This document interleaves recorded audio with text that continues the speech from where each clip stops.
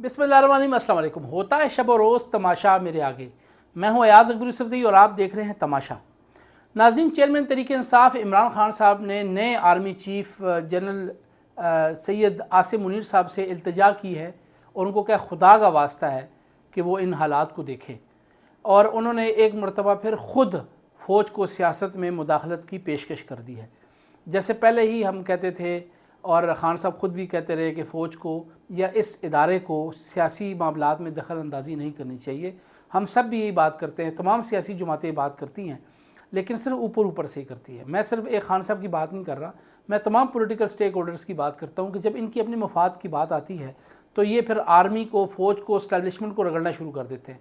फिर इनको दावत देते हैं कि आ जाएं और हमें हमारी मदद करें, और जब वो इदारे इनकी मदद नहीं करते तो फिर ये इदारे बुरे भी बन जाते हैं। वही जनरल रिटायर कमर जावेद बाजवा साहब, उनके ब्लू आइड थे, वो उनसे बड़ा अच्छा जनरल कोई नहीं था, उनसे प्रोफेशनल थारो जेंटलमैन कोई नहीं था।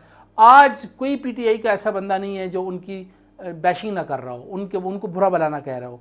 कितनी अफसोस की बात है। लेकिन क्या इनमें इतनी अखलाकी जुर्रत नहीं थी कि ये उस वक्त बोलते कि जनरल कमर जावेद बाजवा साहब, आप कंट्रोवर्शियल आदमी हैं, आपने हमारी पार्टी तबाह कर दी, आपने फलाना काम कर दिया, आपने टिमकाना काम कर दिया। उस वक्त सबके मुंह पे ताले लगे हुए थे और उस वक्त उनकी तारीफ़ों के पुल बांधे जा रहे थे। लेकिन आज जनरल रिटायर कमर जावेद बाजवा साहब क्योंकि रिटायर हो चुके हैं, अब वो बेचारे एक आम आदमी हैं, उनके पास वर्दी नहीं है, उनके पास ताकत नहीं है, तो आप उनकी ट्रोलिंग कर रहे हैं। तो ये है हमारे सियासी रहनुमाओं का कद, ये है उनका करैक्टर, ये है उनकी हिम्मत, ये है उनका हौसला। बड़े तुरम खान बने फिरते हैं सारे, मैं किसी एक की बात नहीं कर रहा। इतनी अखलाकी जुर्रत आप लोगों में है तो मुंह पे बात करें। अब प्रेजिंग की जा रही है general chief of army staff general Syed Asim Munir साहब की कि हाफिज़ कुरान भी हैं, बहुत अच्छे हैं, उनकी तारीफ़ें भी कर रहे हैं, उनके बारे में बड़ा अच्छा भी सुना है। अब उनको कहते हैं कि आएँ और मदद करें, खुदा का वास्ता भी दे रहे हैं। जब वो करेंगे तो फिर आपको तकलीफ़ होगी, फिर आप कहेंगे देखें फ़ौज मुदाखलत कर रही है।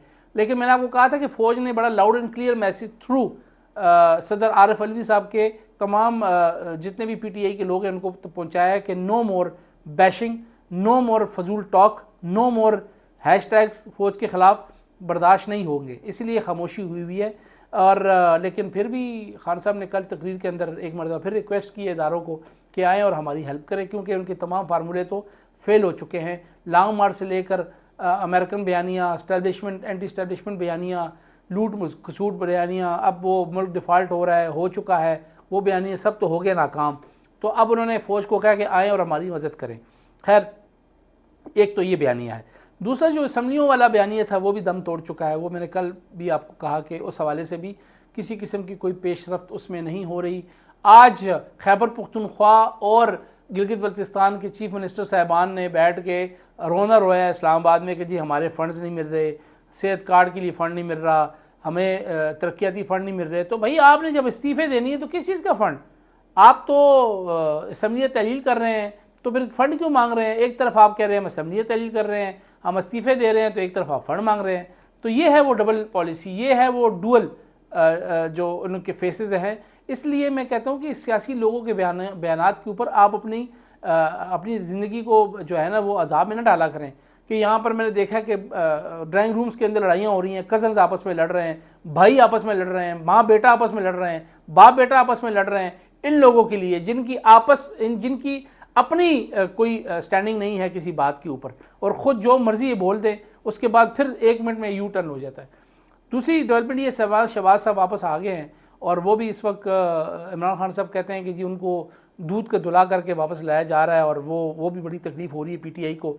लेकिन देख लें अभी चीज़ें बेहतर हो रही हैं। मियाँ साहब की वापसी के लिए रास्ते भी सारे हमवार हो गए हैं, और मुझे उम्मीद है, मुझे लग भी रहा है कि जनवरी तक मियाँ साहब जो हैं वो पाकिस्तान वापस आ जाएंगे। मिड जनवरी तक मेरे पास ये खबर है कि मियाँ नवाज़ शरीफ साहब जो हैं वो वापस आ रहे हैं, और उनके मामलात भी तकरीबन सेट हो गए हैं, या बस तकरीबन पाइपलाइन के अंदर हैं।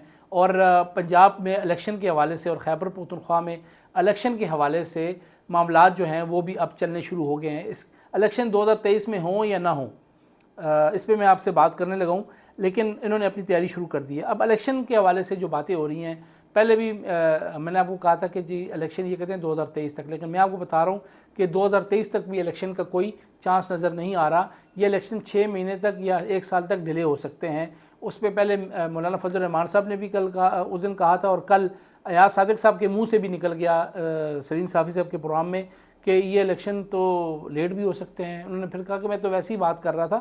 تو مجھے یہ میرے پاس یہ خبر ہے کہ پی ڈی ایم اس پہ کام کر رہی ہے کہ جو آئین میں پروویژن ہے فائنینشیل ایمرجنسی کے حوالے سے، اس میں الیکشن کو مزید 6 مہینے اور مزید 6 مہینے کی تاخیر کے حوالے سے جو ایک پروویژن ہے، اس میں یہ 6 مہینے اور پلس 6 مہینے کی تاخیر کے حوالے سے بڑی سیریسلی سوچ رہی ہے. اور اب 2023 کا جو الیکشن ایئر ہے وہ مشکل ہوتا نظر آ رہا ہے. مجھے یہ الیکشن جو ہیں وہ 2024 اکتوبر نومبر میں ہوتے نظر آ رہے ہیں.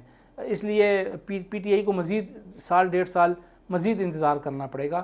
2023 میں ان کو الیکشن ہوتے مجھے نظر نہیں آ رہے، نہ ان کو ملتے نظر آ رہے ہیں. اس لیے وہ اپنا بیانیہ جاری رکھیں گے. اور جو آپ نے میں نے اس دن بھی کہا تھا کہ جو ٹائم گزرے گا خان صاحب کا بیانیہ سر توڑتا جائے گا اور یہ چیزیں بڑی نیچے بیٹھتی جائیں گی. آپ دیکھ لیں، میں نے اس دن بھی کہا تو کئی پی ٹی آئی والے دوستوں نے مجھ پہ بڑے عجیب جملے کسنے شروع کر دیے، مجھے میسج کرنے شروع کر دیے کہ خان صاحب کا بیانیہ کمزور نہیں ہوا تو کہاں ہے؟ Where is P T I now? Where is your narrative? Where is your leader narrative? تو مجھے تو کہیں نظر نہیں آ رہا. حالات دیکھ لیں، پہلے کہاں گراف تھا، کہاں اب چیزیں سموتھ ہونا شروع ہو جائیں گی. جو ٹائم گزرے گا چیزیں بالکل ایکول ہو جائیں گی، اور جب ایکول ہو جائیں گی تو آپ دیکھ لیجئے گا آپ کو فرق خود ہی نظر آ جائے گا. اس لیے الیکشن کے حوالے سے میں آپ کو بتا رہا ہوں کہ بہت سیریسلی پی ڈی ایم یا حکومت سوچ رہی ہے کہ 1 سال کی تاخیر ہوگی. میاں نواز شریف صاحب مڈ جنوری میں تشریف واپس لا رہے ہیں، اور اب مزید پی ٹی آئی کے لیے معاملات جو ہیں وہ گمبھیر ہوتے نظر آ رہے ہیں. فائنینشیل ایمرجنسی کے نام سے جو ہے وہ ایک پروویژن جو ہے اس کے اوپر کام ہو رہا ہے. اپنا خیال رکھیے گا. اللہ حافظ.